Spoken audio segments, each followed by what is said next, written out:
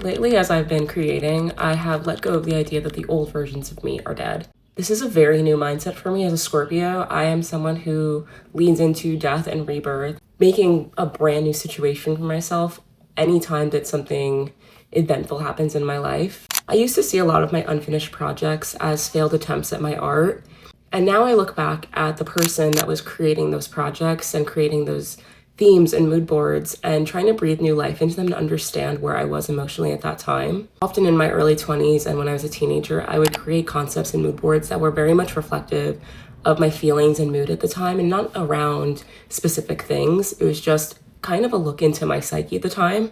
I was doing heavy journaling. I was posting a lot on social media, kind of out of context from what anyone would think I'm going through. Specifically, I've been looking at a time in my life, January of 2020 specifically, where I was going through a breakup that really rocked my entire world, that shattered everything that I thought I was and would be. It was one of those breakups where the world blurs and music sounds bad and food is inedible and you just could not be a person. It reminds me of that quote from Girls. Extremely sad?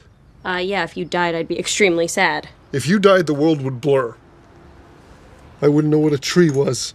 I wouldn't know what a tree was is something I think about so often because that's the mindset I was in. I just didn't know who I was anymore. I was someone who was in a relationship where I gave all of my power and all of my being away to this other person and became so small. The Pinterest board that I had at the time was called Apathy, and that was the concept behind basically who I became as a person and the world that I started to rebuild. And at the time, I thought this was just a Pinterest board of ideas. I was thinking, I'm gonna do a creative project to kind of release this stagnant energy inside me and reshape and rebuild myself creatively because it's the only way that I know how to get through this breakup. And when I look back at the concept of apathy, it was me trying to escape who I was at the time, but also building the world that I ended up living in. I was alone, I was unemployed, COVID had just happened, I was locked up, and I was forced to face myself. I could tell from the mood boards I was creating that I was craving something that was lost inside of me. I felt like my own femininity was so buried deep inside myself that I needed to re-tap into that energy. I also had a lot of pins that were very nature inspired, and I feel like I needed to feel small in the world where my emotions felt so big. I yearned to be held, not just by nature, but also in the materials I noticed that I was choosing at the time. A lot of like quilting, a lot of pillows, a lot of really soft, billowy details. When you hear the word apathy, you're thinking about not feeling, but I think apathy for me at the time was to stop feeling what I was feeling about the breakup and to start feeling like myself again. And I was definitely in this like weird liminal space where I didn't know who I was. I didn't know who I wanted to be, where the person that I thought I was going to spend the rest of my life with was now gone, not someone I could speak to. And I felt like I also couldn't hide behind the relationship anymore. I was me again. I was just me, and I wasn't the girl in that relationship.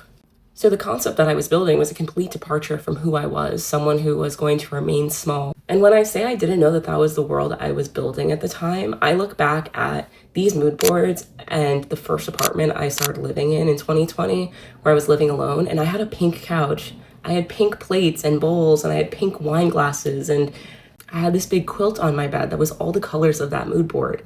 And I don't know how I didn't realize it at the time, but I was building what I felt like would be the most healing for me and how I would feel the most held and seen.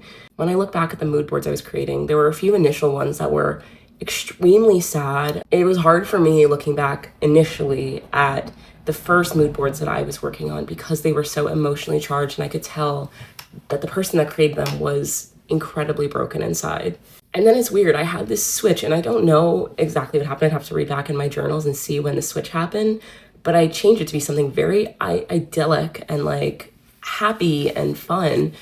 And I feel like that was just a mask. The mask was this hyper feminine pastel mood that felt really lived in and felt really known.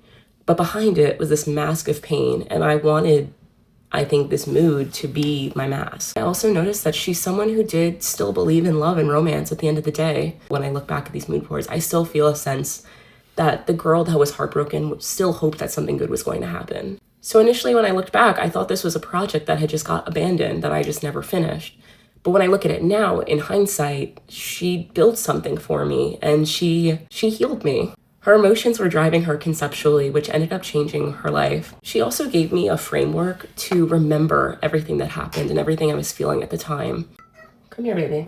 If I hadn't created this art, if I hadn't journaled, if I hadn't done all of these things 6 years ago, I wouldn't have anything to look back on to remember what those emotions felt like, to remember who I was and what my thoughts were at the time. And I'm really happy now that I can look back and see who she was and see what she was building and have this kind of hindsight on who I am now and where that came from. I'm really fascinated in exploring the space that I was in at that time. I'm fascinated in exploring all the spaces that I've been in my entire lifetime and digging back into who I am to get closer to myself. I've been doing an astrology series, and astrology was heavily influencing me in 2020. It was my first astrology reading, and she actually told me that this breakup is something that I did energetically myself, though he broke up with me. It was something that I really needed to discover myself, and she was right. And I think by breathing new life and to dig further into who I was at these times will benefit me creatively, and I think it'll help me find a new jumping off point creatively for my next project.